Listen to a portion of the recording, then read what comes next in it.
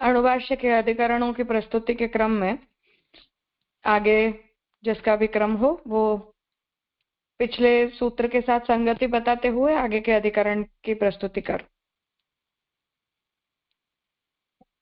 हाँ भावना बेन।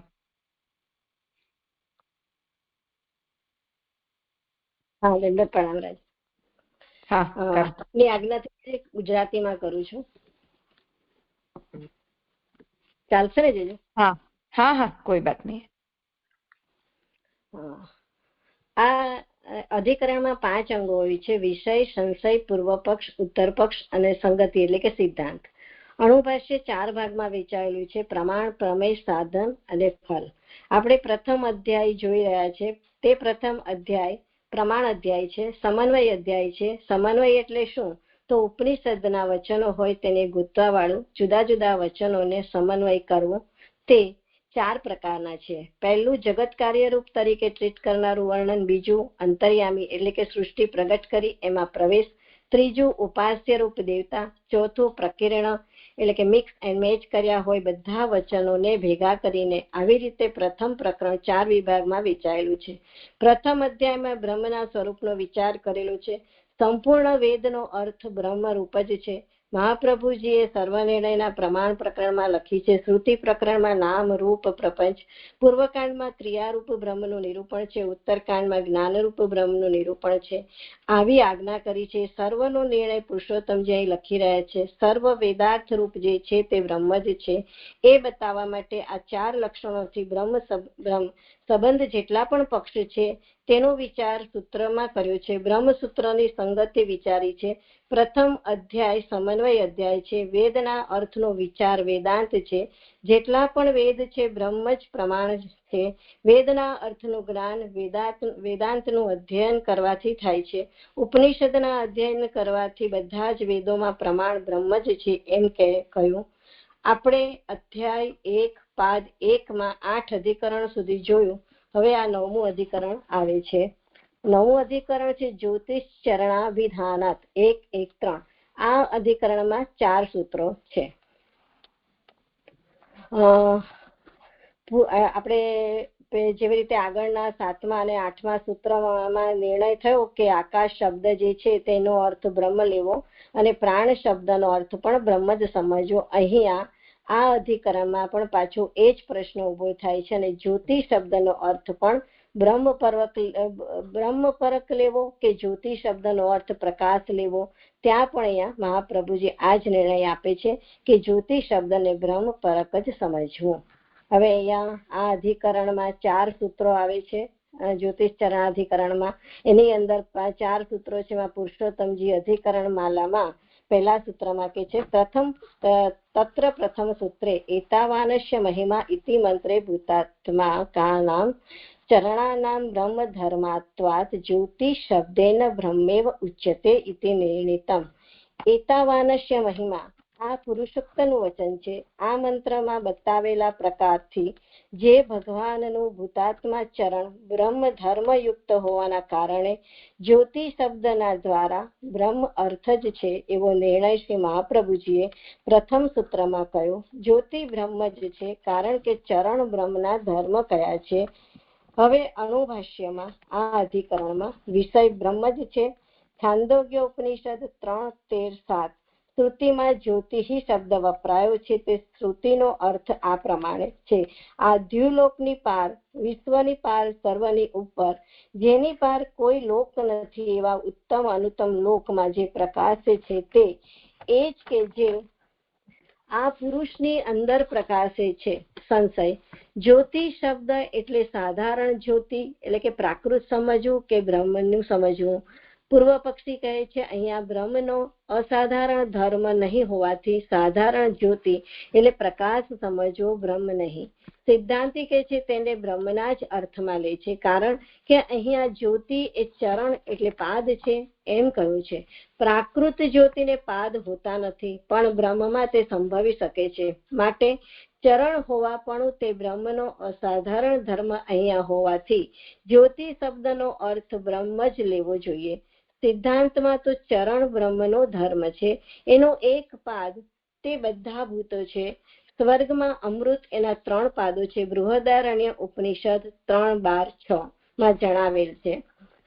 આ સર્વભૂત એ આજે કાંઈ છે તે ગાયત્રી છે. છાંદોગ્ય ઉપનિષદ 3:12 એમ ગાયત્રી નામે બ્રહ્મ વિદ્યામાં કહેવા માટે તેના 4 પાદનું પ્રતિપાદન કરીને બ્રહ્મના 4 પાદ કયા. પછી રાજા આપે ત્યાં એવું કહ્યું હતું કે ગાયત્રી કોઈ દેવીનું નામ નથી, પણ ગાયત્રી છંદ છે જેમાં વેદ મંત્રો લખેલા છે અને તે મંત્ર વેદના સારરૂપ છે. માટે જ ગાયત્રી જે બ્રહ્મ વિદ્યા છે એ જ સઘળું કાંઈ છે એમ કહીને બ્રહ્મ સાથે પર્યાય સંબંધ કર્યો છે. એટલે ગાયત્રીના જે 4 ચરણ છે અને અહીંયા પણ જે 4 ચરણ છે તે બ્રહ્મના જ 4 ચરણ છે.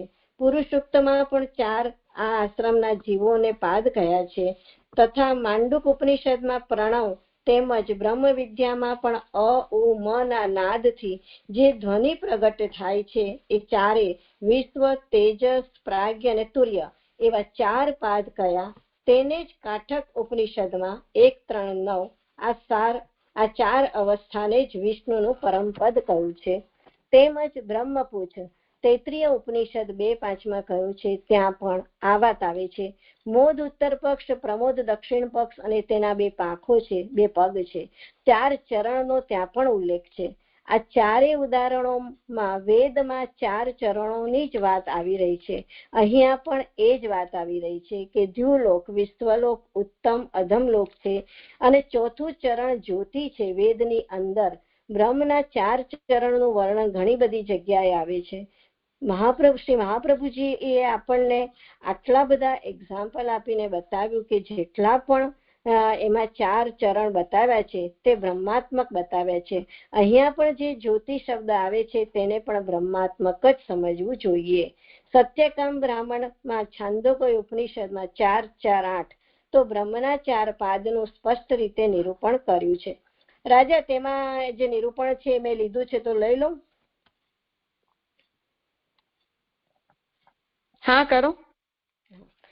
એટલે એની એમાં સત્યકામ નામનો જાબાલનો પુત્ર જેને જાબાલાનો પુત્ર જેને જાબાલ કહેવામાં આવતો તે પોતાની માની પાસે ગયો અને કહ્યું કે હે માં, બ્રહ્મચર્યનું સેવન કરીને ગુરુકુલમાં રહી અધ્યાયનું અધ્યયન કરવાની મારી ઈચ્છા થઈ છે, તો હું ક્યાં ગોત્રનો છું તેનું મને કહે. કારણ કે જ્યારે મારા ગુરુ હું ક્યાં ગોત્રનો છું એવો પ્રશ્ન મને પૂછશે ત્યારે મારું ગોત્ર જાણ્યા વગર તે મને અધ્યયન કરાવશે નહીં. ફક્ત બ્રાહ્મણ, ક્ષત્રિય અને વૈશ્ય એ 3 જ્ઞાતિમાં ઉત્પન્ન થયેલાને જ તે માટેનો અધિકાર છે. આ પ્રમાણે પ્રશ્ન થતા જાબાલા બોલી, હે ભાઈ, હું તારું ગોત્ર જાણતી નથી, પણ તારું નામ સત્યકામ જાણીએ છે એમ હું જાણું છું.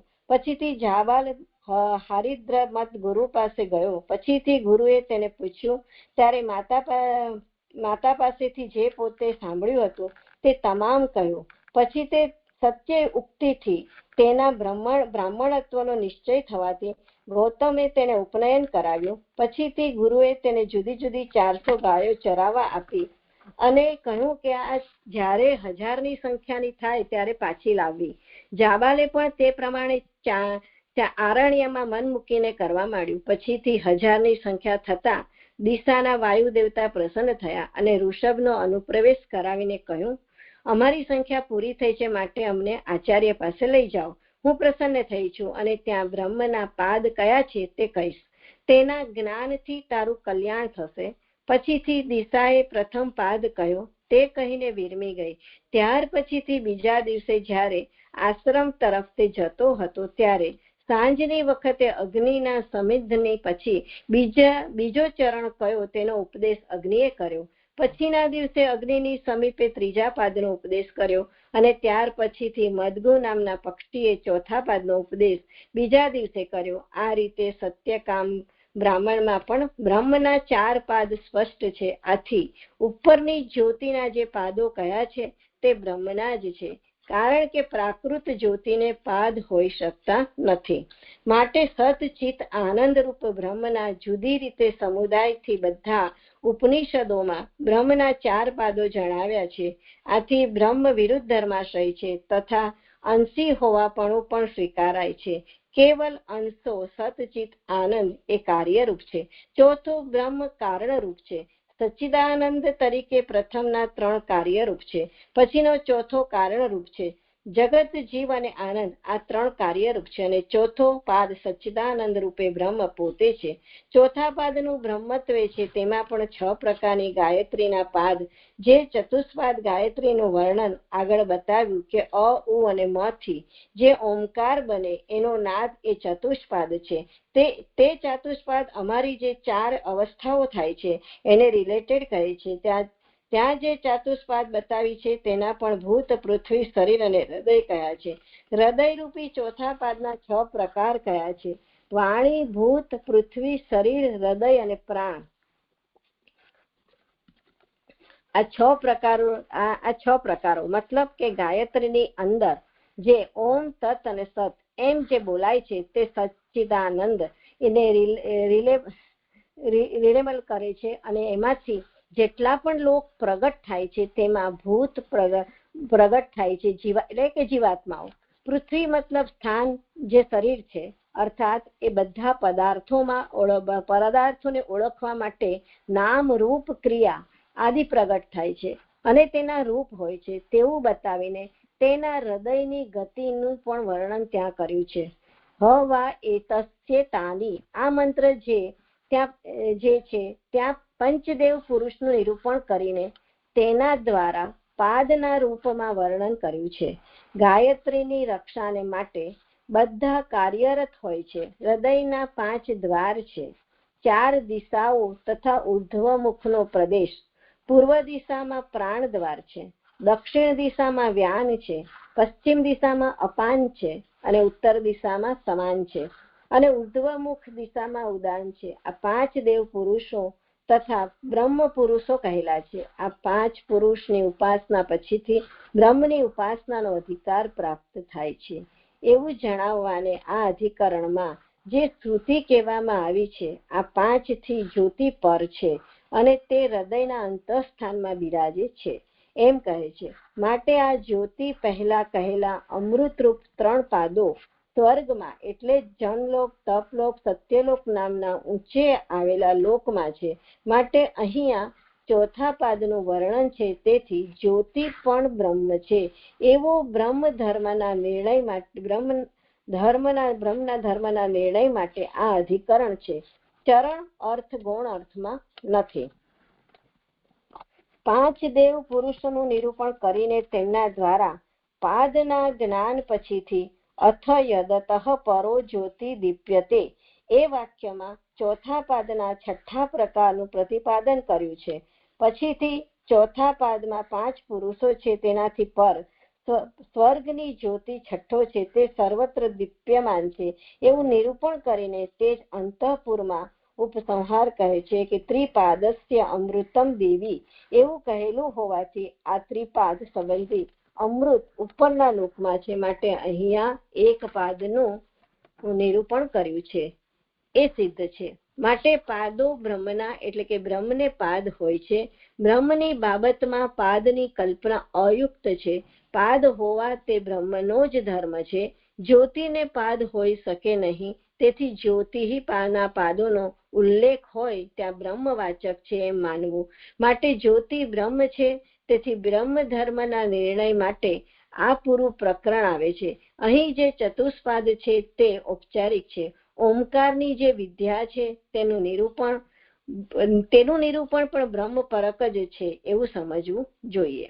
હવે અહીંયા રાજા આપે કહ્યું હતું કે મહાપ્રભુજી અહીંયા કહેવા માંગી રહ્યા છે કે જ્યોતિ શબ્દનો અર્થ શું સમજવો જોઈએ, બ્રહ્મ કે પ્રકાશ. તો શ્રી મહાપ્રભુજી કહે છે કે જ્યોતિ શબ્દનો સીધો અર્થ બ્રહ્મવાચક નથી. મતલબ પણ જેવી રીતે આ વાક્યનું નિરૂપણ કર્યું છે તેવી જ રીતે અન્ય વાક્યનું પણ નિરૂપણ કરે છે કે જે બ્રહ્મનું નિરૂપણ કરે છે. વાક્યનું સંકલન કરીને મહાપ્રભુજી અહીં સમજાવે છે કે જેટલા પણ વાક્યો છે તેમાં ચતુષ્પાદ બ્રહ્મ હોય છે એવું વેદમાં ઘણી જગ્યાએ બતાવવામાં આવ્યું છે. માટે અહીંયા પણ બ્રહ્મને ચતુષ્પાદ બતાવ્યા છે, ઇન્ક્લુડિંગ ગાયત્રી. ત્યાં પણ બ્રહ્મના ચતુષ્પાદ બતાવી વિષયનો ઉલ્લેખ કર્યો છે. એટલે ત્રણ ધર્મરૂપ, એક ધર્મી રૂપ, આવી રીતે સંગતિનો વિચાર કરવો જોઈએ. ત્યાંથી આ વાત સમજમાં આવે છે. આ જે ચાતુષ્પાદ બ્રહ્મ છે તેનું નિરૂપણ છાંદોગ્ય ઉપનિષદમાં જ્યોતિ શબ્દ દ્વારા કરવામાં આવ્યું છે. માટે તે જ્યોતિ પ્રકાશ પરક નથી, બ્રહ્મ પરક છે. પૂર્વ પક્ષી કહે છે કે જ્યોતિ બ્રહ્મ છે એમ જો કહો તો તે ઠીક નથી, કારણ કે ગાયત્રી છંદના પાદનું પણ વર્ણન કરે છે. તો ત્યાં જેમ ગાયત્રીને બ્રહ્મ કહેતા નથી પણ છંદ જ કહીએ છીએ, તેમ જ્યોતિ શબ્દથી બ્રહ્મ નહીં પણ સૂર્ય ચંદ્રાદિ પ્રાકૃત જ્યોતિ સમજવા જોઈએ. તો આના ઉત્તરમાં સૂત્રકાર કહે છે ભલે ગાયત્રીના પાદનું વર્ણન હોય છે પણ ત્યાં ગાયત્રી છંદનું નિરૂપણ નથી, તેમ જ્યોતિ એટલે પ્રાકૃત નહીં પણ બ્રહ્મ જ છે. હવે અહીંયા સૂત્ર બીજું આવી રહ્યું છે જે અને આમ ભાષ્યમાં 24મું અહીંયા વેદાંત અધિકરણમાં બીજા સૂત્રમાં કહે છે પુરુષોત્તમજી કે જ્યોતિ શબ્દનો અર્થ આપણે બ્રહ્મ જ સમજવો એવો નિર્ણય મહાપ્રભુજીએ પ્રથમ સૂત્રના ભાષ્યમાં કહ્યું. એના સંદર્ભમાં આ બીજા સૂત્રમાં જે પ્રશ્ન પૂછ્યો, જે વિષયમાં નિરૂપણ કરેલું છે તે ગાયત્રી છે જેમાં કહ્યું છે, એટલે ત્યાં બ્રહ્મના ચરણનું, બ્રહ્મના ધર્મનું નિરૂપણ નથી કર્યું. આ પૂર્વ પક્ષી એ પ્રશ્ન ઉપસ્થિત કર્યો તો શ્રી મહાપ્રભુજીએ 24મા સૂત્રમાં ઉત્તર આપે છે ગાયત્રી જે છે તે ભગવાનને જ અર્પિત કરાય છે. અર્થાત ગાયત્રી મંત્રનું જ્યારે કોઈ જીવ ઉચ્ચારણ કરે છે કે ગાયત્રી મંત્ર દ્વારા ધ્યાન કરે છે તો તે બ્રહ્મનું જ ધ્યાન કરે છે. ગાયત્રી મંત્ર તે બ્રહ્મના પ્રતિ અર્પણ કરવા માટે જ લખેલી છે, કેમ કે ગાયત્રી દ્વારા ઉપાસના કરવાથી બ્રહ્મના દર્શન થાય છે. એટલે જે પાછલા સૂત્રમાં જે પ્રશ્ન ઉપસ્થિત થયો, જે પણ નિરૂપણ વિષય વાક્યો અંતરંગ કર્યા તે એને બ્રહ્મના જ સંદર્ભમાં સમજવું જોઈએ. બ્રહ્મના જ ચતુષ્પાદનું નિરૂપણ કર્યું છે. ગાયત્રીના ચતુષ્પાદનું નિરૂપણ કરવામાં ત્યાં શ્રુતિનું તાત્પર્ય એટલા માટે નથી કેમ કે ગાયત્રી પણ અન્ય ફલની પ્રાપ્તિના ઉપયોગમાં આવતી નથી. ગાયત્રી દ્વારા અન્ય ફલની પ્રાપ્તિ માટે અનુષ્ઠાન કરવામાં નથી આવતું, પરંતુ ગાયત્રીની ઉપાસના જે છે તે બ્રહ્મને પ્રાપ્ત કરવા માટે કરાય છે. એટલે એને બ્રહ્મના જ ચરણરૂપ સમજવું જોઈએ. આવું નિરૂપણ શ્રી મહાપ્રભુજી બીજા સૂત્રના ભાષ્યમાં કરશે. હવે 24મું સૂત્ર છે 1.1.24 અનુભાષ્યમાં છંદો વિધાનાત ન ઇતિ ચેતન તથા એતોર્પણ નિગદાત તથા હિ દર્શનમ. વિષય બ્રહ્મ જ છે. આની અંદર પણ શંકા, અહીંયા પૂર્વ પક્ષી શંકા કરે છે કે બ્રહ્મ 4 પાદ વાળું નિરૂપાયું નથી પણ ગાયત્રી છંદનું નિરૂપણ છે, અથવા આ સર્વભૂત પદાર્થ જે કાંઈ છે તે ગાયત્રી જ છે. છાંદોગ્ય ઉપનિષદમાં 3:12 આવો ઉપક્રમ કરીને તેને જ ભૂત, પૃથ્વી, શરીર, હૃદય વગેરેના ભેદથી સમજાવીને કહ્યું કે આ 4 પાદવાળી 6 પ્રકારવાળી ગાયત્રી છે. આ વાત તાના વાસ્ય મહિમા ઇત્યાદિમાં બતાવી છે. તે આ ઋચાથી કહેવાયું છે. આટલો આનો મહિમા છાંદોગ્ય ઉપનિષદ 3:12-5 કહ્યો છે. તે વ્યાખ્યાન રૂપ ગાયત્રીમાં ઉદાહરણ વાળો મંત્ર કેવી રીતે એકાએક બ્રહ્મ 4 પાદ વાળું છે એમ કહે. યદ વે તદ બ્રહ્મ, તે બ્રહ્મ છે. છાંદોગ્ય ઉપનિષદ 3:12-7. એ વાક્યમાં પણ છંદ પ્રસ્તુત હોવાથી બ્રહ્મનો અર્થ છંદનો જ સમજવો જોઈએ. શબ્દ પણ બ્રહ્મનો વાચક છે એમ સિદ્ધ થવાથી બ્રહ્મોપનિષદની માફક શબ્દ બ્રહ્મનો પ્રયોગ છે. તેથી છંદના પાદોનું જ કથન હોવાથી પાદ બ્રહ્મના ધર્મો નથી એમ જો તમે કહેતા હો તો સિદ્ધાંતી કહે છે તેમાં દોષ નથી. તે રીતે ચિત્ત અર્પણ કરવાનું કહ્યું તથા એટલે કે તે દ્વારા ચિત્તનું અર્પણ કહેવાય છે. ગાયત્રી વા ઇદમ, આ બધું જે કાંઈ છે તે ગાયત્રી છે ઇત્યાદિમાં કહ્યું છે. ગાયત્રી છે તે ઇત્યાદિમાં કહ્યું. છાંદોગ્ય ઉપનિષદ 3:12 ઉપચાર વિના વર્ણના સમૂહનું સર્વ હોવાપણું સંભવતું નથી. જેમ સોય દ્વારા દોરો પ્રવેશે છે તેમ ગાયત્રીથી બુદ્ધિ તેનાથી પ્રતિપાદ્ય બ્રહ્મમાં પ્રવેશે છે. રાજા ફાસ્ટ નથી જતું ને? ના ઠીક છે, કરો. બ્રહ્મનું સ્વરૂપ અતિ સૂક્ષ્મ હોવાથી સ્થૂલ બુદ્ધિથી તેનું ગ્રહણ થઈ શકતું નથી. તેથી છંદોમય ગાયત્રીનું બ્રહ્મના ધર્મોથી વર્ણન કરેલું છે અને તેવા ધર્મોથી ગાયત્રીના સ્વરૂપનું જ્ઞાન થતા ચિત્તની શુદ્ધિથી બ્રહ્મમાં ચિત્તના પ્રવેશ માટે તે પ્રકારે ગાયત્રીનું નિરૂપણ કર્યું છે. માટે જ ગાયત્રી આ સઘળું છે. છાંદોગ્ય ઉપનિષદ 3:12-1 કહે છે, બ્રહ્મ જ સર્વરૂપ હોઈ શકે. ગાયત્રી છંદ સર્વરૂપ હોઈ ન શકે, કારણ કે તે તો વર્ણનો સમુદાય માત્ર છે. જો ગાયત્રી છંદ સર્વરૂપ છે એમ કહેવું હોય તો લક્ષણા લેવી પડે. લક્ષણાનો અર્થ સમજવો એ એક પ્રકારનો દોષ છે. માટે લક્ષણાનો ત્યાગ કરીને મુખ્ય રીતે અર્થ સમજાય તે લેવો. મુખ્યાર્થ રીતથી બ્રહ્મમાં જ સર્વરૂપ હોવાપણું ઘટી શકે છે. જેમ સોયથી દોરો પ્રવેશ પામે છે તેમ ગાયત્રીથી બુદ્ધિનો પ્રવેશ છે. ગાયત્રીથી બુદ્ધિ બ્રહ્મમાં પ્રવેશ પામી શકે છે. તે અર્થ નિરૂપણ માટે ગાયત્રીનું વર્ણન કર્યું છે. તેથી ગાયત્રી છંદ જ વિષય છે તે સમજવું નહીં.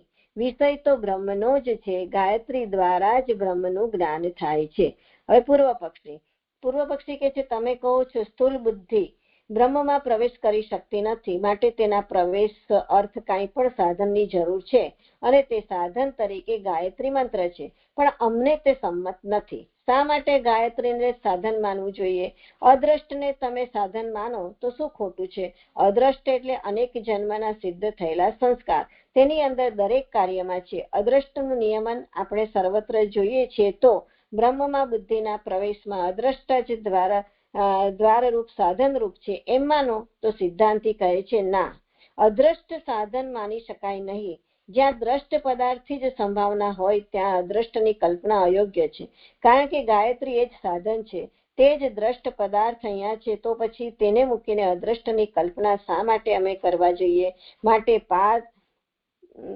પાદ એ બ્રહ્મના ધર્મો છે, ગાયત્રી નહીં. ઉપરના સૂત્રથી સૂત્રકારે પાદ બ્રહ્મના ધર્મ છે, ગાયત્રી છંદના નહીં એમ સિદ્ધ કર્યું.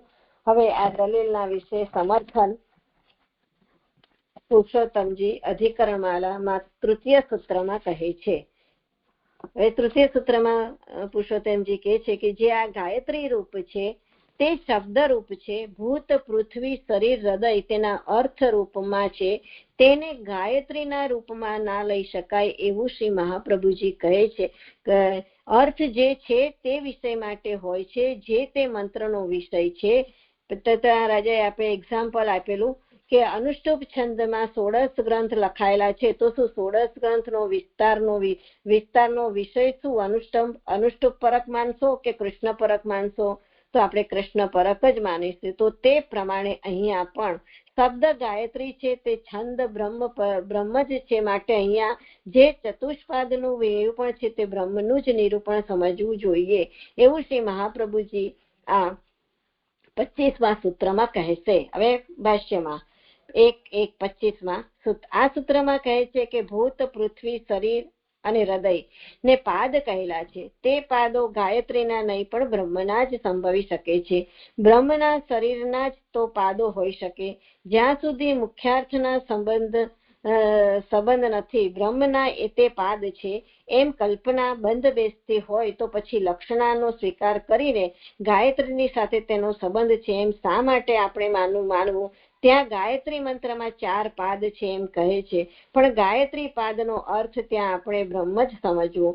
પુરુષ સૂક્તમાં એતાવાનસ્ય બ્રહ્મ પરત્વાત ઋગ્વેદ 10:3 એ બ્રહ્મ પરક છે. આ વાક્યમાં તો ગાયત્રીના પાદોનો ઉપદેશ જ નથી, પણ તે બ્રહ્મના જ પાદો છે. બ્રહ્મના વાચક હોવાથી ગાયત્રીમાં ઉપચારથી ઉપસંહાર કરેલો છે.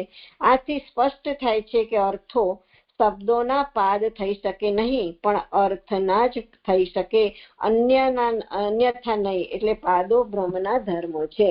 છાંદોગ્યમાં ગાયત્રીના તે પાદ છે એમ કહેવું તે ઉપચારથી લક્ષણાથી છે. મુખ્ય અર્થમાં તો ભૂતાદિ જ બ્રહ્મના જ પાદ છે અને લક્ષણાથી તે ગાયત્રી છંદના છે. લક્ષણાના અર્થ કરતા મુખ્યાવૃત્તિ એટલે કે અભિધાવૃત્તિનો અર્થ વધારે બલવાન છે. માટે તે અર્થ અમે સ્વીકારીએ છીએ. માટે તેજ, જલ, અન્ન તથા બ્રહ્મરૂપ છે. તે ભૂત, પૃથ્વી, શરીર અને હૃદય પાદ છે. તે છંદોરૂપ વર્ણ સમુદાય ગાયત્રીના પાદ નથી પણ બ્રહ્મના જ છે. તેથી પાદ વગેરે બ્રહ્મના ધર્મો છે. એ સિદ્ધ થયું. સૂત્ર 26 અધિકરણનો ઉપસંહાર કરે છે. હવે સૂત્ર 26 અધિકરણ માલામાં પુરુષોત્તમજી કહે છે, આ 4 પાદોમાં બ્રહ્મના ધર્મોનું નિરૂપણ સમજવું. એતાવાન મહિમામાં તો એતાવાનમાં દિવી શબ્દ દ્વારા સપ્તમીનો ઉપયોગ કર્યો છે. ત્યાંથી જે ચાતુષ્પાદ છે દ્યુલોક આદિ, એના આધાર રૂપમાં કોઈ તત્વનું નિરૂપણ કરેલું છે. દ્યુલોક આધાર રૂપે એના દ્વારા વિવક્ષ તથ્ય જ્યોતિ છે તે દ્યુલોકની આધાર રૂપ છે એવું ત્યાં સમજમાં આવે છે. યથ યદતઃ પરો દિવી, તેમાં પંચમી દિવી સપ્તમી છે જેનો અર્થ આધાર રૂપ થાય છે. દિવી એવો પાઠ નથી કરતા અને પંચમીને પાઠ લઈએ તો એનો મતલબ એ થાય છે કે જેના આધાર રૂપ નથી. આવો 2 પ્રકારનો ઉપદેશ સમજાય છે. એનો ભેદ હોવાના કારણે બ્રહ્મ જ્યોતિ રૂપ છે તે આધાર રૂપ નથી, બ્રહ્મ આધાર રૂપ થાય છે એવી શંકા થાય છે. પંચમી અને સપ્તમી એ 2 વિભક્તિના અર્થના કારણે અહીં પ્રશ્ન થાય કે એક અર્થ લઈએ તો આધાર રૂપ સમજાય છે અને બીજો અર્થ લઈએ છીએ તો આધાર રૂપ સમજમાં નથી આવતો. તો એના માટે એક્ઝામ્પલ આપે છે કે વૃક્ષ નીચે કોઈનું હોવું અને વૃક્ષની આગળ હોવું, વૃક્ષની પાછળ હોવું અથવા ચારે તરફ હોવું. વિભક્તિ ભેદથી આ બધું બોલાય છે. વિભક્તિ ભેદથી વાત એકની એક જ છે કે વૃક્ષની નીચે કોઈ વ્યક્તિ છે. વિભક્તિ પરિવર્તનને કારણે અર્થમાં પરિવર્તન આવતું નથી.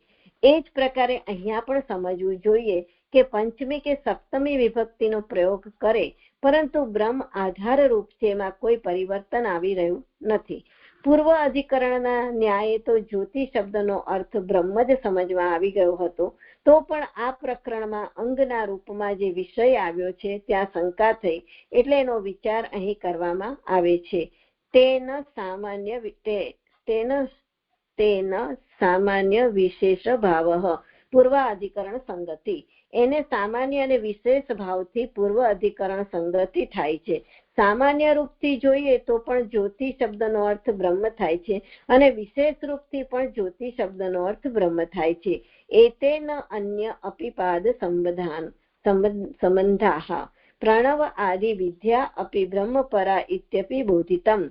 એટલે આને અન્ય જગ્યાએ જ્યાં ચાતુષ્પાદનું નિરૂપણ કર્યું છે, પ્રણવ વિદ્યા મતલબ કે ઓમકારની વિદ્યા જેનું નિરૂપણ ઉપનિષદમાં આવ્યું છે, ત્યાં એ પ્રણવ વિદ્યા દ્વારા પણ તેને બ્રહ્મપરક જ સમજવું એવો અહીં સંકલન અર્થ, એવું આ અધિકરણના અર્થરૂપ સમજવું એવો નિર્ણય મહર્ષિ મહાપ્રભુજી આપે છે. સૂત્ર 26 અનુભાષ્યમાં સૂત્ર 26 પુરુષોક્તનું વાક્ય છે પાદોશ્ય ભૂતાની, એટલે બધા ભૂતો એના પાદ છે. બ્રહ્મની જેટલી પણ જીવાત્માઓ છે, બ્રહ્મનો એક ચરણ છે. 3 પાદ અમૃત દ્યુલોકમાં છે. આ એક અર્થ છે. ભૂ ભુવ આદિલોક જેના પાદ છે એવા પુરુષના પાદોના સર્વભૂતો છે એમ તેઓ જાણે છે.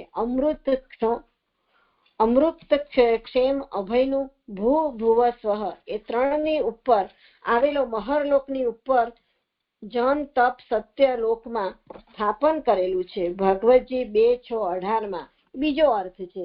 ભાગવતજીમાં કહ્યું છે એ સ્થિતિ પાત, સ્થિતિ એટલે 3 લોક. ભગવાનના ચરણમાં બધા લોકો છે. તે મૂર્ધના મૂર્ધ રૂપ મહરલોકની ઉપરના 3 લોકમાં અમૃત ક્ષેમ અભય જન તપ સત્ય લોક રહ્યા છે. પુરુષોક્ત અનુસાર બીજો જ અર્થ છે. હવે અહીંયા પૂર્વ પક્ષી શંકા કરે છે કે હવે પહેલા અર્થમાં દિવી જ્યોમાં એ મંત્રમાં સપ્તમી વિભક્તિ આધારનું પ્રતિપાદન થાય છે તો અતઃ પરમ છાંદોગ્યોપનિષદ 3:17 પંચમી વિભક્તિ આધારનો અર્થ આપતી નથી. આમ ઉપદેશના ભેદને લીધે પહેલા જે કહ્યું છે તેનો પરામર્શ ન હોવાથી જ્યોતિ બ્રહ્મ નથી. સિદ્ધાંતી જવાબ આપે છે એમ તમે કહેતા હો તો આ દોષ નથી, કેમ કે બંનેમાં વિરોધ નથી. મંત્રમાં દિવી એમ જ કહ્યું છે તો આ વાક્ય સર્વત્ર કહ્યું છે. જે બધે વિદ્યમાન હોય તે જ્યોમાં પણ વિદ્યમાન છે, એમાં વિરોધ નથી. અતઃ શબ્દ ત્યાં એ વિદ્યમાન નથી એમ નથી કહેતા, પણ તેથી અન્યત્ર પણ એનું અસ્તિત્વ છે એમ બોધ કરાવે છે. માટે સપ્તમી અને પંચમીનો નિર્દેશ પરસ્પર વિરુદ્ધ નથી. એટલે એમાં જે એક્ઝામ્પલ આપે છે કે વૃક્ષના આગલા ભાગમાં શેન છે એમ કહો, અગર તેનાથી પર છે એમ કહો તો પણ બંને સ્થળે શેનનું ભાન થાય છે. તે જ પ્રમાણે વિભક્તિના ભેદ છતાં બ્રહ્મના પાદ જ જણાય છે.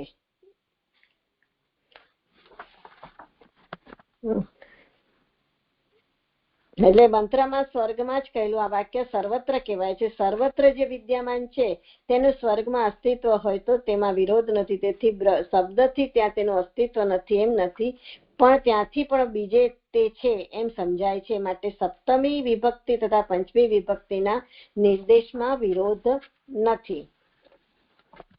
હવે બીજા અર્થમાં આ પ્રમાણે કે છે કે પૂર્વ પક્ષી કે છે મંત્રમાં અમૃત શબ્દ છે તો અહીં જ્યોતિ શબ્દ છે. આમ ઉપદેશનો ભેદ છે. વળી ચોથો પાદ હૃદય છે. અતઃ શબ્દ દ્વારા બધાથી જ ભેદનું પ્રતિપાદન થાય છે. આથી ઉપદેશ ભેદને લીધે એક વાક્યતા નથી. ઉપરાંત આ વાક્યમાં ચરણનો અભાવ છે એટલે હેતુ સ્વરૂપ સિદ્ધ છે એમ કહો તો એ જવાબ આપે છે સિદ્ધાંતી કે આ દોષ નથી. જ્યોતિષ અને અમૃત બંને શબ્દનો પ્રયોગ એક અર્થ હોવાથી વિરોધ નથી. 3 પાદ ઉપરના લોકમાં છે, ચોથો સર્વત્ર છે, નહીં તો પાદો વિજાતીય બને. વળી પરિચ્છેદનો વિરોધ પણ આવે. આમ અમૃત અને જ્યોતિ શબ્દો એક અર્થ હોવાથી વિરોધના અભાવે એક વાક્યતા થાય છે. એટલે અહીં ચરણ છે અને તે બ્રહ્મના ધર્મ છે એટલે જ્યોતિ બ્રહ્મ જ છે એમ સિદ્ધ થાય છે. જે આ અધિકરણ 9મું પૂરું થયું. દંડવત પ્રણામ. જે ભૂલચો કોઈ તો ક્ષમા કરજો.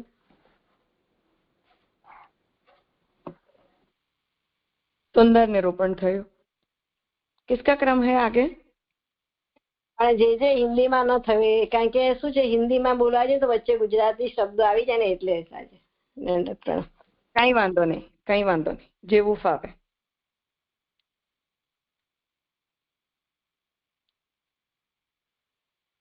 दंडवत प्रणाम राजा. राजा मेरा चांस है. ओहो, મને નથી ખબર તું અણુવાસી અટેન્ડ કરતી હતી. મતલબ રાજા મને નથી સંભળાયું પણ મને જયશ્રી આંટી સરસ કરાયું તો મને પ્રેઝન્ટ કરવાનો ચાન્સ મળ્યો. નહીં કરો આનંદ. સારી વાત છે. જેવું પણ ભણો, જ્યારે પણ ભણો કરો. 10મું અધિકરણ प्राणास्थानुगमात. એટલે આ ये सूत्र है. ये जो सूत्र है वो ब्राह्मण ग्रंथ में से है. वहाँ इंद्रिय ने प्रतरदन के बीच में जो संवाद है उसका ये सूत्र है. वहाँ एक वचन है कि मैं प्राण रूप हूँ और ये जो आत्मा है वो प्रज्ञा है. वहाँ पे जो प्राण का अर्थ ब्रह्म किया गया है और आसन का जो प्रकार है वो प्राण है, पर वो ऐसा नहीं है ऐसा वाक्य में कहा है. ऐसे अर्थ की संगति से समझ में आता है और वही बात श्री महाप्रभु जी ये सूत्र में समझाएंगे. ऐसा पुरुषोत्तम जी का निर्णय कहा है. मतलब अगर हम सूत्र का अर्थ समझे तो प्राणस्थानुगमात मतलब प्राण द्वारा ब्रह्म का अनुगमन, यानी प्राण ब्रह्म के पीछे पीछे चलता है, वैसा जो मूल जो सूत्र है उसका अर्थ है.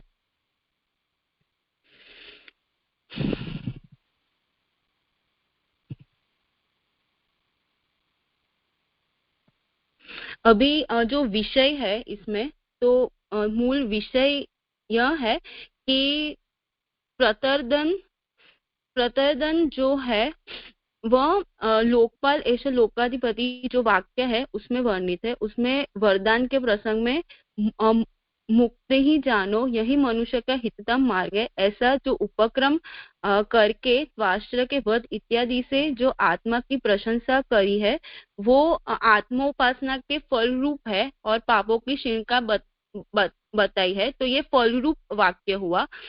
तो प्राण कौन है अगर ऐसी आशंका हो, अगर कोई किसी को ऐसी आशंका हो कि तुम कौन हो, तो उसकी आशंका होने पर उत्तर आता है कि मैं प्राण हूँ इत्यादि से जीवन के प्राणत्व का प्रतिपादन करके तथा प्राण के अमृतत्व का उपादन करके इस लोक का प्राण से ही अमृत प्राप्त होता है इत्यादि के प्राण से अमृतत्व योग का प्रतिपादन किया गया है। इस पर संशय होता है कि यह देहस्थ प्राण का वर्णन हो है या ब्रह्म का। मतलब इसमें यह शंका है कि ये जो मूल है वो देहस्थ प्राण का वर्णन है या ब्रह्म का। ऐसी अगर संशय हो रहा तो पूर्व पक्षी यह समझा रहा है कि श्रत एवं प्राण सूत्र में तो प्राण शब्द मात्र पर संदेह किया गया है, यहाँ अर्थ पर भी संदेह व्यक्त किया है। मतलब हमने 8वें अधिकरण में देखा था कि जो अत एवं प्राण है वो शब्द पर संदेह हुआ था, पर यहाँ 10वें अधिकरण में जो है वो अर्थ पर संदेह किया गया है। पृथक अधिकरण प्रस्तुत करने का मुख्य कारण यह है कि जीव भी प्राण शब्द से पुकारा जाता है। मतलब ये 8वें अधिकरण में अगर ये स्पष्ट किया ही गया था तो ये 10वें अधिकरण का प्रस्तुत करने का क्या मुख्य कारण था, तो वह समझाया है कि जीव का जो है वो प्राण से भी वो पुकारा जाता है। इस प्रकरण में प्राण के जिन्हीं असाधारण धर्मों का तो उल्लेख है नहीं, इसलिए प्राण को ब्रह्म मानने में स्पष्ट बाधा है, अतः यह प्रकरण ब्रह्मत्व का प्रतिपादन नहीं है, ऐसा पूर्व पक्ष है। मतलब पूर्व पक्ष ऐसा कह रहे हैं कि ये जो भी है सूत्र, जो भी अधिकरण है उसमें कहीं भी ब्रह्म का धर्म का उल्लेख ही नहीं है, पर तो क्यों हमको प्राण को ब्रह्म समझना चाहिए, ऐसा पूर्व पक्ष आर्ग्यूमेंट कर रहे हैं। अभी मतलब महाप्रभु जी उस बात का रिस्पांस ऐसा दे रहे कि 4 सूत्रों से सिद्धांत प्रस्तुत करते हैं। अभी महाप्रभु जी पहले सूत्र में साधक यानी प्राण के धर्मों का विवेचन है तथा 3 में बाधक का निराकरण किया गया है। मतलब जो 4 इस अधिकरण में 4 सूत्र है, पहला हमने समझा तो ऐसे 4 सूत्रों से महाप्रभु जी ने सिद्धांत प्रस्तुत किया है। और पहले सूत्र में जो साधक यानी प्राण के धर्मों का विवेचन है तथा जो 3 बाकी के जो 3 सूत्र है उसमें बाधक का निरूपण किया गया है। प्राण परमात्मा ही हो सकता है। मतलब अभी क्यों ब्रह्म महाप्रभु जी कह रहे हैं कि प्राण ब्रह्म है, वो क्यों है वो अभी समझा रहे हैं कि प्राण परमात्मा ही हो सकते हैं। पूर्व और पर वाक्यों में पदार्थों का समन्वय ब्रह्म प्रतिपादन परक ही मिलता है। मतलब हमको पूरे स्टेंजा में नहीं मिल रहा है कि वो ब्रह्म प्रतिपादन है, पर हमें उत्थानिका और पर यानी उसके बाद में से ये पता चलता है कि जो प्राण है उसका अर्थ ब्रह्म ही है, ऐसा समझा रहे। जैसे कि उपक्रम में वर मांगो ऐसा प्रतर्दन ने इंद्र से कहा और परम पुरुषार्थ के वर के रूप में आक्षेप किया, तुम्ही मुक्त से वह वर मांगो जो कि मनुष्य के लिए हिततम हो इत्यादि। फिर हिततम रूप से प्राण का ही उपदेश दिया। हिततम रूप से उपदेश प्राण परमात्मा के अतिरिक्त दूसरा कौन हो सकता है। मतलब हमें ऐसा समझना चाहिए कि जो प्राण की उपासना करेगा उसे हिततम फल मिलेगा, तो हिततम ब्रह्म के अलावा कौन फल दे सकता है। हिततम से हमें ये अर्थ समझना चाहिए कि मनुष्य के उत्तम फल की प्राप्ति हो, तो वो ब्रह्म के अलावा और कोई किसी से हो ही नहीं सकती। इसलिए हमें ऐसा समझना चाहिए कि प्राण इक्वल्स टू ब्रह्म ही हो सकता है। परमात्मा से भिन्न कोई दूसरा हिततम नहीं हो सकता, क्योंकि वही परमानंद स्वरूप है। ब्रह्म विज्ञान से ही पापों का अभाव भी बतलाया गया है। उस परावर ब्रह्म के देखे जाने पर इस जीव के कर्मों का क्षय हो जाता है इत्यादि।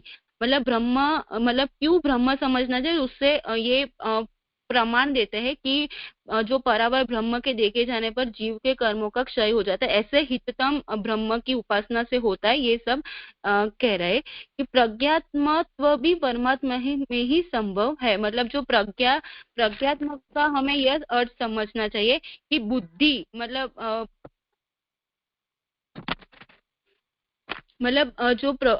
जो प्रज्ञात्मक मतलब जो बुद्धि है वो भी परमात्मा से ही संभव है। प्रकरण के उपसंहार में भी आनंद अजर अमर तथा यही लोकाधिपति है इत्यादि विशिष्टताएं प्राण की बतलाई गई है। मतलब ये जो विशिष्टता जो प्राण की दिखाई गई है वो भी ब्रह्म की ही विशेषता है, ऐसा समझना चाहिए। इस प्रकार सभी जगह ब्रह्म का ही प्रतिपादन मिलता है, इसलिए प्राण ब्रह्म है, ऐसा उत्तर पक्ष महाप्रभु जी ने समझाया। अभी दूसरा सूत्र है कि न वक्तुरात्मोपदेशादिति चेध्यात्म संबंध भूमा अस्मिन। इस सूत्र में ऐसा कह रहे हैं कि न अध्यात्म संबंध भूमास्मिन,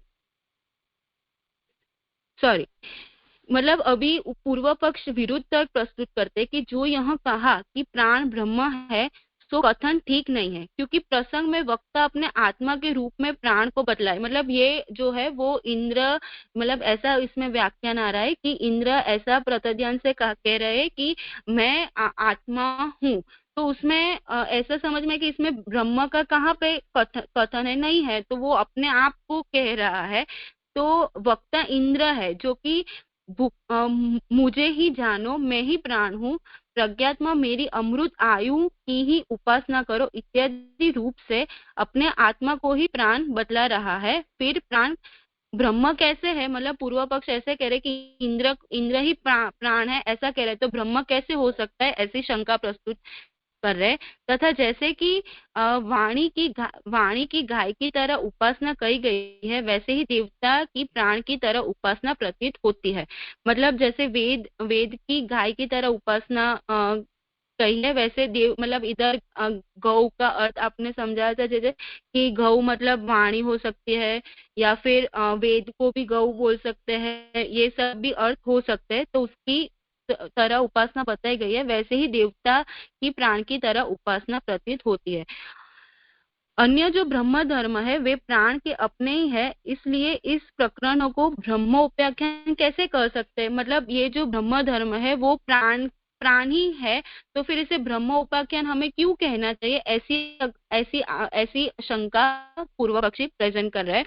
तो अभी उसका आंसर दे रहे महाप्रभु जी कि प्रतिवाद उक्त तर्क संगत नहीं है। इस प्रकरण में तो अध्यात्म संबंध से भूमा का विवेचन किया गया है। मतलब ये तर्क संगत नहीं है, क्योंकि ये जो प्रकरण है ये अध्यात्म संबंध से, यानी अंशांशी के संबंध से जो ब्रह्म का विवेचन किया गया है। आत्मा के आधार पर जो संबंध दिखलाया गया है वह जीव परक नहीं है। मतलब जो आत्मा के आधार पर जो संबंध दिखाया गया है वह जीव परक नहीं है, पर ब्रह्म परक ही, ऐसा महाप्रभु जी समझा रहे कि आत्मा शब्द यहाँ ब्रह्मवाची है। मतलब जो आत्मा है वो ब्रह्म का अंश है, ऐसा ब्रह्मवाची शब्द है, पर ऐसे इंडिविजुअलिटी नहीं है। वस्तुतः जीव के लिए तो आत्मा शब्द का प्रयोग होता है, वह ब्रह्म संबंध से ही होता है। मतलब वस्तुतः तो जीव है वो, मतलब जीव और आत्मा का मतलब सेम सिमिलरिटी में ही प्रयोग होता है। ब्रह्म संबंध, वह ब्रह्म संबंध से ही होता है, मतलब वो अंशी से ही होता है, अर्थात जीव ब्रह्म का अंश है। इस संबंध से ही जीव का आत्मा कहा गया है। मतलब ऐसे जीव एक्चुअल सेंस में नहीं समझना चाहिए, पर ब्रह्म का अंश है इस सेंस में हमें समझना चाहिए। ब्रह्म का संबंध ही इस आत्मा शब्द में है, उसी के धर्मों का बाहुल्य भी एषः लोकपाल इत्यादि में प्रतीत होता है। मतलब जो ब्रह्म का संबंध है वो आत्मा मतलब जो ब्रह्म है वो मतलब वो प्रभु ब्रह्म है, वो आत्मा, ब्रह्म इक्वल्स टू आत्मा उसी सेंस में है, उसी के धर्मों का बाहुल्य भी ऐसा लोकपाल इत्यादि में, मतलब जो हमें इंद्र आदि के जो वचन है ऐसा उन्हें प्रतीत होता है। सूत्रस्थ ही शब्द का तात्पर्य है कि जब तक जैसे भी ब्रह्म प्रकरणत्व की सिद्धि हो तब तक अन्य के प्रकरणत्व को नहीं स्वीकारना चाहिए। मतलब ब्रह्म प्रकरण की अगर हमें ये प्रकरण में अगर ब्रह्म का अर्थ हमें मिलता हो तो अन्य के प्रकरण यानी प्राण या जीव ये प्रकरण हमें नहीं स्वीकारना चाहिए, ऐसा समझा रहे। प्राण का प्रज्ञात्मक और स्वतंत्रता के आयुधात्व स्वाभाविक है, जो कि न वाचन विजिज्ञासित इत्यादि से प्रारंभ कर तद यथा रथा या रेजु नेमी अर्पिता इत्यादि तक वर्णित है।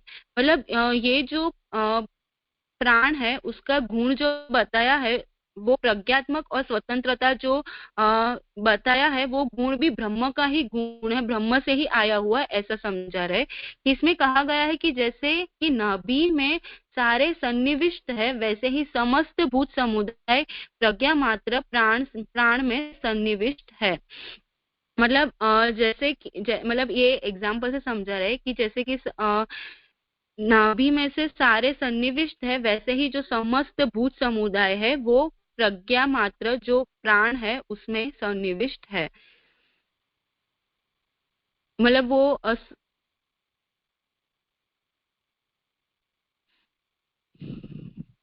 स एष प्रज्ञात्मा नंद रो मृतो इत्यादि में ये जो वाक्य है विषय इंद्रिय आदि से अनभिभूत जीवात्मा को इंगित किया गया है।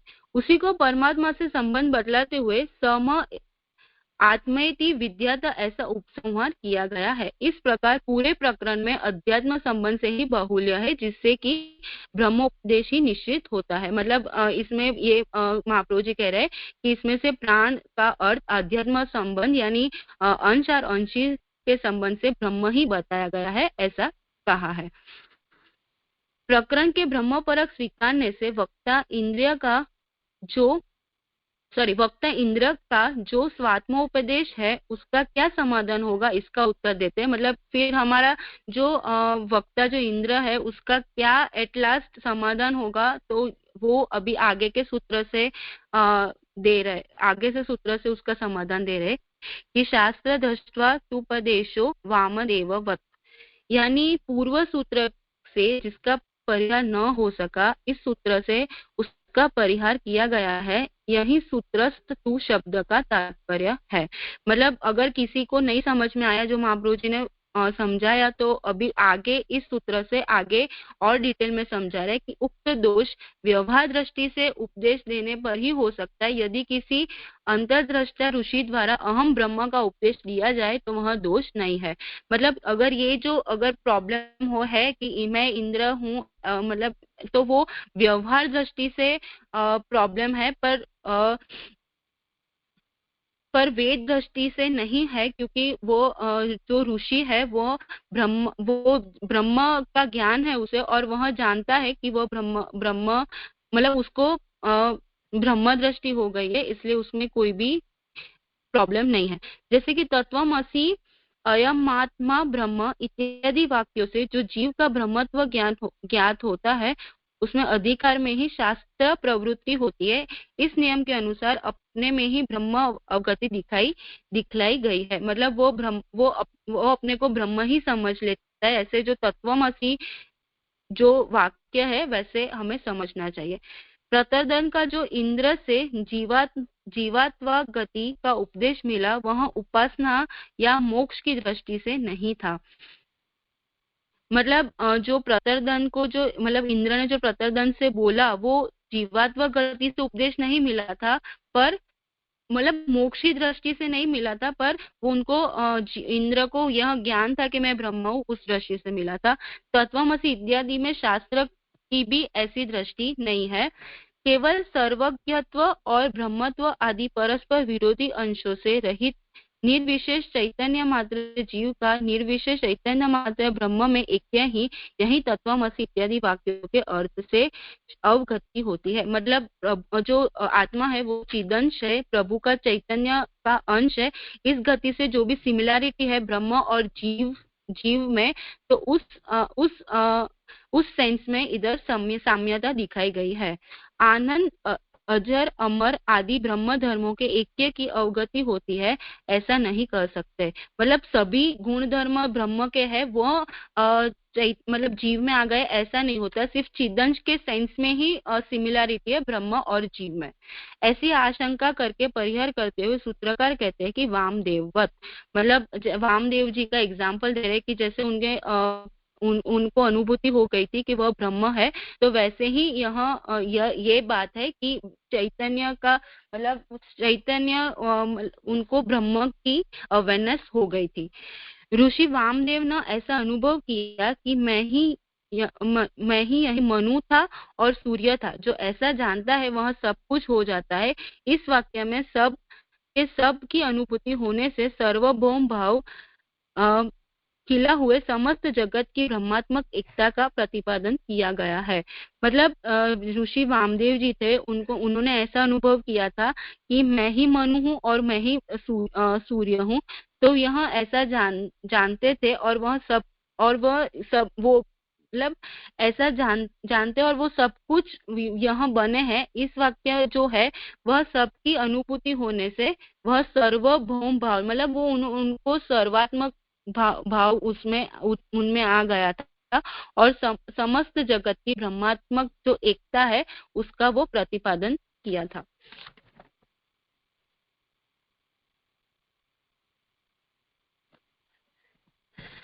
अभी यदि कारण ब्रह्म में लय होने की बात मान ली तो मैं मनु हुआ और सूर्य हुआ। और ये पूर्व पक्ष कह रहे हैं कि यदि कारण ब्रह्म में लय होने की मतलब अगर हम मान ले कि कारण है वो ब्रह्म में लय हो, अगर हम होने की बात अगर मान ले तो मैं मनु हुआ और सूर्य हुआ, ऐसा कथन संगत न हो सकेगा। इस कथन में ज्ञान आवेश होने से ब्रह्म धर्म की सूर्ति का ब्रह्म आवेश के रूप से उल्लेख किया गया है। वृत्तासुर के वध आदि कार्य ब्रह्म धर्म ही है। ब्रह्म आवेश होने पर ही वे हो सकते हैं। जैसा श्रीमद् भागवत वृत्तासुर के कथन से ज्ञात होता है कि हे इंद्रिय, तुम्हारा यह वज्र भगवत तेज और दधीचि के तप तेज से तेजित है। विष्णु द्वारा परिचालित तुम उस वज्र से शत्रु का संहार करो। इसलिए ब्रह्म धर्म नना ही संगत है। मतलब ये ऐसा कह रहे हैं कि अगर ऐसी मतलब हो कि अगर कोई कारण है तो वह ब्रह्म में लीन हो जाए तभी ये संभव है। पर ऐसा हमें नहीं मानना चाहिए, क्योंकि भागवत जी में भी आ रहा है। स्वयं वृत्तासुर ने अपने कथन से कह रहा है कि जो भी इंद्र की जो भी शक्तियां थी, जो भी भगवत तेज था, वो स्वयं प्रभु से ही प्राप्त हुआ था। तो ऐसा जरूरी नहीं है कि लय होने से ही हो सकता है, पर प्रभु की शक्ति भी आवेश भी हो सकता है। शंका फिर पूर्व पक्ष शंका कर रहे कि शंका यदि एक बात न मानकर ब्रह्म स्थिति स्वीकार ली जाए तो स्वाप्य संपत्ति इत्यादि सूत्र में जो सुषुप्ति और ब्रह्म संपत्ति के ऐक्य का प्रतिपादन किया गया है तो उसकी संगति कैसे होगी। मतलब अभी शंका ये है कि मतलब जो सुषुप्ति और ब्रह्म संपत्ति के में के जो ऐक्य जो प्रतिपादन किया गया है तो उसकी अभी संगति कैसे हो जाएगी। तो अभी उसका समाधान श्री महाप्रभु जी कह रहे हैं कि नहीं, उक्त स्थल में भी ब्रह्म धर्म के आविर्भाव का ही समर्थन किया गया है। उपदेश भावना आदि के विधायक वाक्यों में भी संभवतः उत्तम अधिकारी विषयक ब्रह्म प्रागट्य की बात मानी गई है। मय्येव सकलम ज्ञातम इत्यादि उपदेश वाक्यों से ही बात निश्चय होती है। मतलब इधर ये कह रहे हैं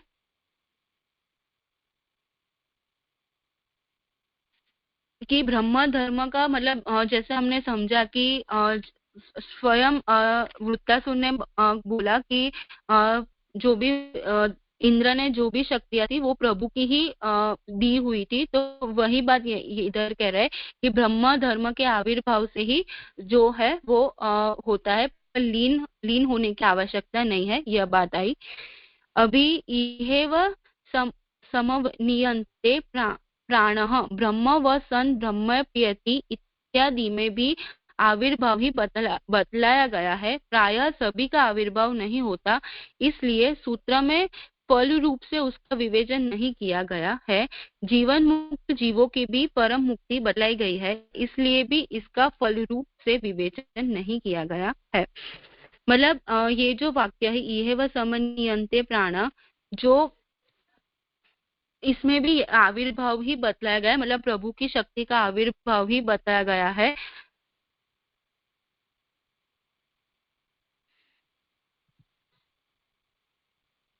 और जो जीवन मुक्त जीव है उसकी परम मुक्ति बताई गई है कि प्रभु में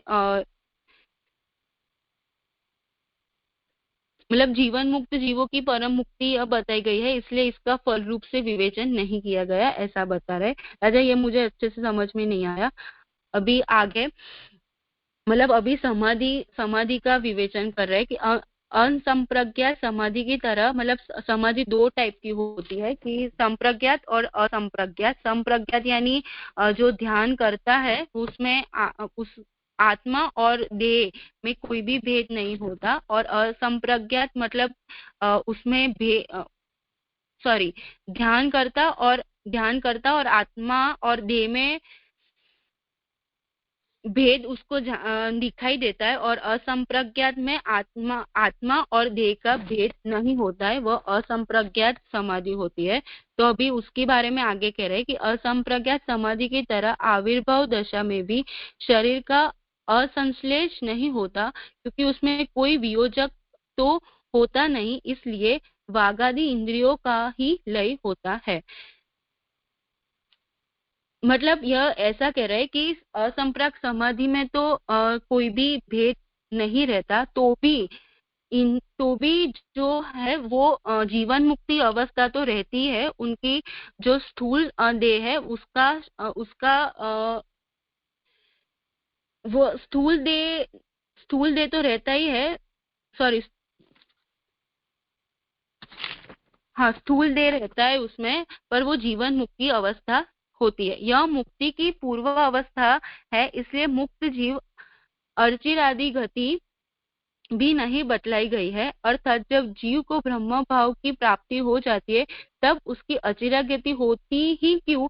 मतलब ये ऐसा उसमें शंका होती है कि ये जो मुक्ति की है, ये जो है अवस्था, वो मुक्ति की पूर्व अवस्था है, इसलिए जो मुक्त जीव है तो वो उसको जो अचिरादि गति यानी क्रम मुक्ति भी नहीं बतलाई गई है। अर्थात मतलब जो जीव अगर कोई ब्रह्म भाव को अगर प्राप्त हो जाता है तो उसकी चिरादि इतनी इतनी हीन गति क्यों है, ऐसा अगर किसी को शंका हो तो वो कह रहे हैं कि प्राय सभी की अरविजा भाव दशा होती भी नहीं है, इसलिए ब्रह्म सूत्र गीता आदि में उसका वर्णन नहीं किया गया है। मतलब सभी जो जीव है उसकी ब्रह्म में नहीं लीन होते, पर उनकी किसी की ये गति ये क्रम मुक्ति भी होती है, ऐसा कह रहे हैं कि उसमें भी भेद है कि सगुण और निर्गुण उपासक के भेद से नियम वचन के रूप से इस दशा का उल्लेख करना अप्रामाणिक भी होगा। मतलब सगुण और निर्गुण उपासक के मतलब ये दो टाइप के ज्ञानी है, वो दो टाइप के सगुण और निर्गुण उपासक ऐसे भेद है, और नियम वचन के रूप से इस दशा का उल्लेख करना अप्रामाणिक होगा, ऐसा कह रहे हैं कि ब्रह्मवाद में भक्तों के गुण स्वीकार भी है, इसलिए जो शास्त्र दृष्टांत उपदेश है ऐसा ठीक ठीक ही कहा गया है।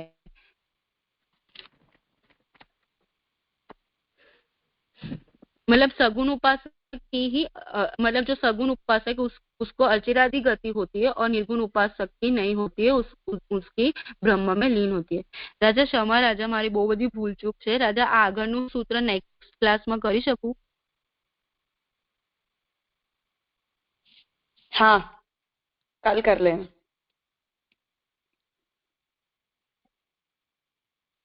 दंडवत प्रणाम राजा। ठीक है, आज यहाँ रखते हैं।